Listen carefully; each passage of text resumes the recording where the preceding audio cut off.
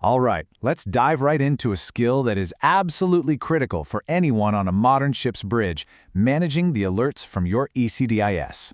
Now, this isn't just about knowing which button to push. It's about really understanding the language of one of the most vital safety systems you have on board. You know, this quote really nails it. Think about it. Whether it's clear as day or the middle of a storm, your ECDIS is constantly looking ahead, scanning for dangers you might not see with your own eyes. It's like having a tireless digital lookout, your first line of defense against the unexpected. And ideally, that's exactly what they are. In a perfect world, every single beep, every flash from the system is a meaningful signal. It's a crucial piece of the puzzle that helps you make the right call at exactly the right moment. They are literally designed to be lifesavers. But let's be real, we don't operate in a perfect world. What happens when your eyes and ears just won't stop shouting about every little thing, stuff that doesn't even matter?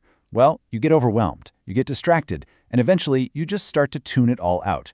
That right there is alarm fatigue, and it is one of the most insidious dangers on a bridge today. So let's really break this down. When a system just bombards you with unnecessary alerts, we call them nuisance alarms. It becomes this massive distraction. Your focus gets pulled away from what you should be doing, navigating the ship. And the real danger? When that one truly critical alarm finally goes off, you might just brush it off as more noise, and that's exactly when things can go terribly wrong. So how do we fight this? How do we cut through all that noise? Well, we start by understanding the language of the system itself. And thankfully, the International Maritime Organization, the IMO, has created a standardized 3-tier system for every single alert. Think of it as a universal language for urgency. Let's get into it. Okay, just take a look at this. What's so brilliant here is how clear the distinctions are. You can see the progression, right? An alarm is red, it's loud, and you can't just turn it off. A warning, that's orange or yellow, and yeah, you can silence the sound. And then a caution, no sound at all. Each level uses sight and sound in a very specific way to tell you exactly how fast you need to react. Let's be absolutely crystal clear about this top tier. When you see that flashing red light and hear that nonstop sound, it means one thing. The ship is in immediate, critical danger. We're talking about things like an imminent risk of grounding or you're on a collision course. There is zero ambiguity here. The system is basically screaming at you to intervene right now. Now, one level down from that, we have a warning. This isn't a full-blown emergency, but it is a serious heads up. It's telling you that a dangerous situation is starting to develop. A classic example is when you start to deviate from your planned route. You're not about to hit the rocks, not yet, but if you don't take action soon, you could be. It demands your attention. And finally, we have the caution. This is the quietest of the three, and for good reason. It's purely informational.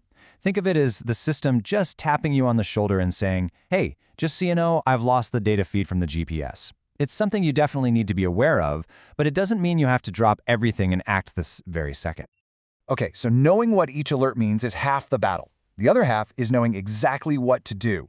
And for this, there's a mandatory professional protocol. It's a simple 2-step process you have to follow every single time. Now, the order here is everything. I mean everything. Step 1 is always to evaluate. Before your hand even thinks about moving towards that console, your brain has to be working. Why did this alarm go off? What's the real risk here? And only after you've made that assessment do you move to step 2, you hit the button to acknowledge it. Evaluate first, act second, always. And this just shows how smartly the system is designed. When you acknowledge a critical alarm, all it does is silence the sound. That flashing red light, it stays on your screen as a constant, nagging reminder that the danger is still very much real. It won't let you forget. For warnings and cautions, though, acknowledging it clears the signal because the system knows you've gotten the message. And listen, I cannot stress this point enough. Just blindly hitting that acknowledge button without finding out why it went off, that's not just bad practice, it's a serious violation of safety procedures under the ISM code. It's a fireable offense on many ships. Every single alert has to be investigated. It's one of the most fundamental duties of the watch officer. So let's build on that. Let's move from just reacting to alarms to actually mastering the system. You see, great seamanship isn't just about reacting well in a crisis. It's about being proactive, about setting up your systems so you don't get buried in false alarms in the first place. Your ECDIS gives you 2 incredibly powerful tools for this. First, you've got the alert list. That shows you what's happening right now, your active alerts. But then you have the alert history. This is a log of everything that's happened. This data is absolutely priceless for reviewing a passage, and if something goes wrong, it's essential for any incident investigation. It's basically the ship's black box. And this right here is the real art of it. It's about finding that perfect balance. If you're getting constant off-track warnings, don't just keep silencing them. Ask yourself why. Maybe your cross-track distance limits are set way too tight for open water sailing. The art is fine-tuning the parameters so the system is sensitive enough to catch real dangers, but smart enough to not cry wolf.